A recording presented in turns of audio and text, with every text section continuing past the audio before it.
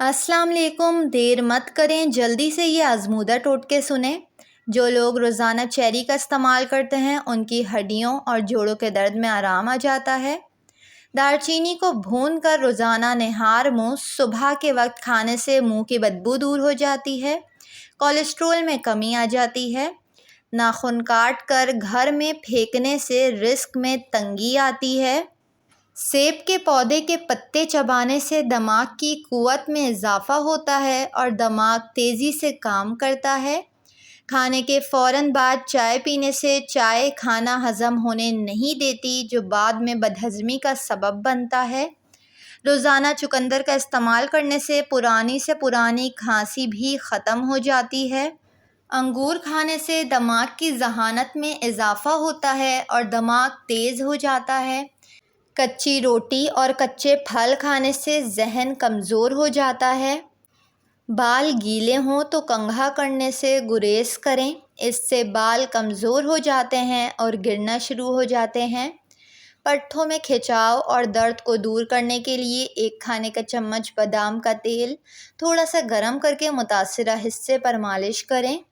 گردن پر تیل کی مالش کرنے سے سستی دور ہو جاتی ہے اور انسان چاق و چوبند ہو جاتا ہے۔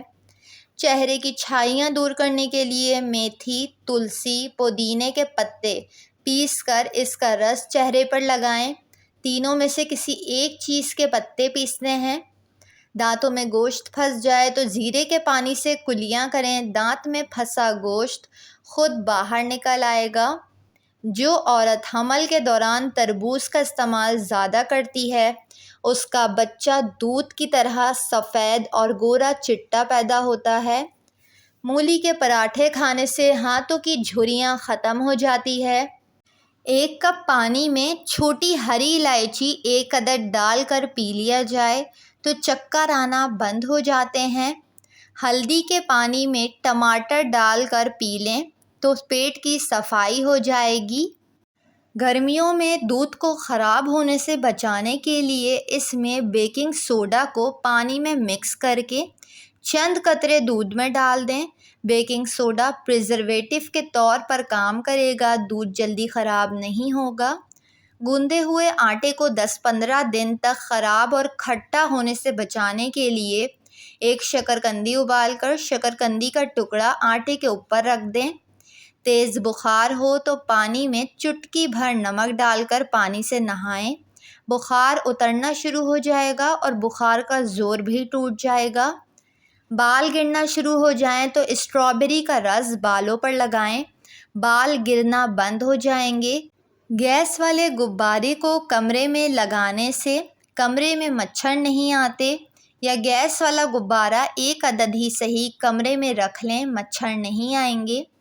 اگر کوئی پودا مرجھانے لگے تو فوراً دہی والی لسی اس کی جڑوں میں ڈال دیں تو پودا پھر سے تر و تازہ ہو جائے گا اور اگلے دن سے دوبارہ پودے میں پانی دینا شروع کر دیں۔ ملتانی مٹی کو پاؤں کے تلووں پر لگانے سے پاؤں کی پھٹی ہوئی ایڑیاں ٹھیک ہو جاتی ہے۔ خارش والی جگہ پر پیاز مسل کر لگا لیں، خارش ختم ہو جائے گی اور اس جگہ سے تمام خارش کے بیکٹیریا بھی ختم ہو جائیں گے۔ معدے میں گرمی ہو تو گنے کے رس میں پودینے کے پتے ملا کر پی لیں، معدہ سارا دن ٹھنڈا رہے گا۔ جو لوگ پاپ کارن بہت زیادہ شوق سے کھاتے ہیں ان کی سوچنے اور سمجھنے کی قوت میں اضافہ ہو جاتا ہے۔ پاپ کارن کا استعمال صحت کے اعتبار سے بہت بہترین ہے۔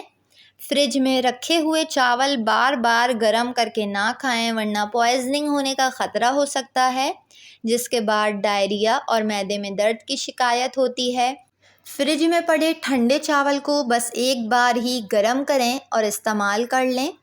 چمکتی دمکتی جلد بنانے کے لیے روزانہ نہار منہ بادام کے تیل سے چہرے پر مساج کریں۔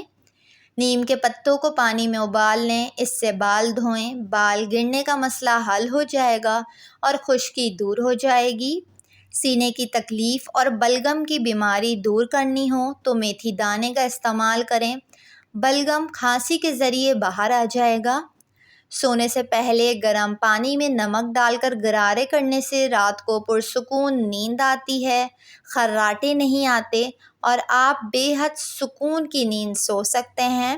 ویڈیو کو لائک اور چینل کو ضرور سبسکرائب کر لیں۔